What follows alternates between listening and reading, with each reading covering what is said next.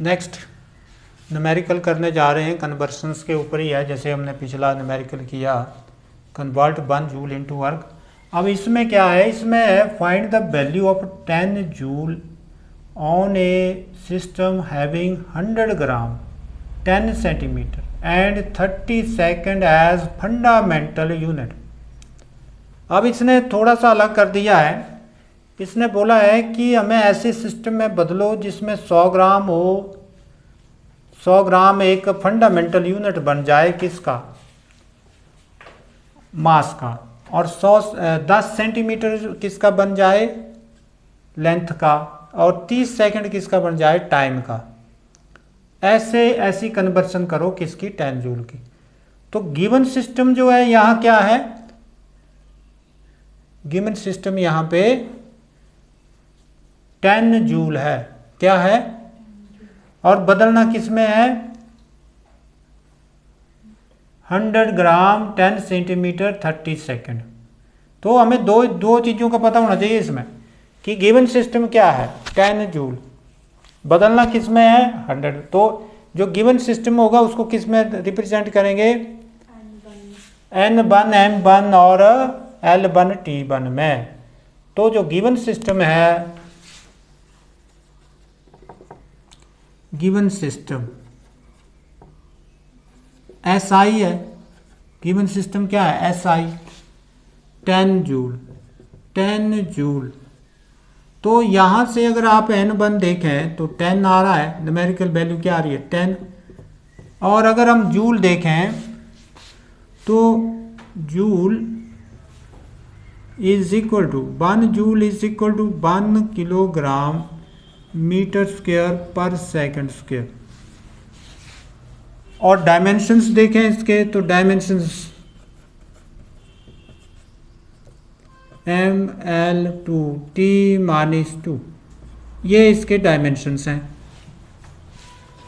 अब यहाँ से हमें क्या मिल जाएगा, यहाँ से मिल जाएगा A बराबर है 1, B बराबर है 2 और C बराबर है -2। तो N1 हुआ 10। अब देखो M1 भी चाहिए, M1 1 किलोग्राम,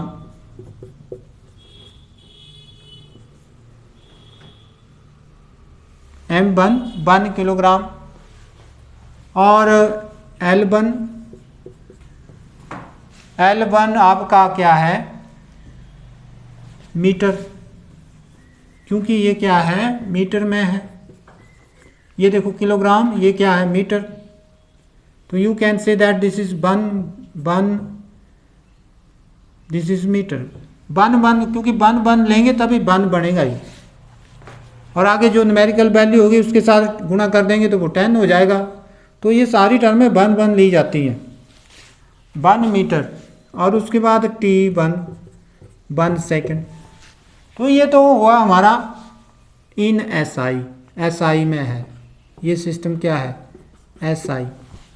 अब देखो जो जिसमें कन्वर्ट करना है वो क्या है, तो वो होंगे आपके N2 एक तो आपने फाइंड आउट करना है, N2 हमेशा फाइंड आउट होता है। और हमारा जिसमें कन्वर्ट करना है तो लिखेंगे 2 कन्वर्ट, जिसमें कन्वर्ट करना है N2। अब देखो यहाँ क्या है, 100 ग्राम, तो ये हमारा M2 हुआ क्या, 100 ग्राम। और यहाँ L2 क्या है, L2 है हमारा 10 सेंटीमीटर, ये 10 सेंटीमीटर हुआ। और उसके बाद T2 क्या है हमारा, 30 सेकेंड। अब फार्मूला देखो, फार्मूला क्या है, फार्मूला है N2 is equal to N1 M1 upon M2 raise to power A upon L1 upon L2 raise to power B, और T1 upon T2 raise to power क्या हुई, C। अब देखो N2 हमने फाइंड आउट करना है, N1 कितना है, 10, M1 कितना है 1 kg। M2 कितना है 100 ग्राम। और A कितना है 1 L1 कितना है मीटर। L2 कितना है 10 सेंटीमीटर। B कितना है 2 T1 कितना है 1 second. 1 30 second. T1 T1 1 second. और T2 कितना है 30 सेकंड। और पावर -2। अब हमने किलोग्राम को किस में बदलना है, ये देखो नीचे क्या है ग्राम। तो इसमें किलोग्राम को ग्राम में बदलना है। ये 1 मीटर है, नीचे क्या है सेंटीमीटर। तो इसको सेंटीमीटर में बदलना है। तो अब देखो N2 इज इक्वल टू 10 100 ग्राम बटे 100 ग्राम। अब यहाँ मीटर, यहाँ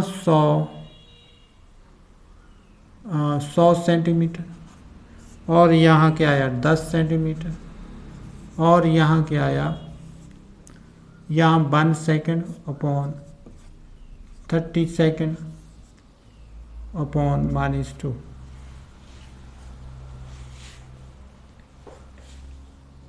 अब देखो इसमें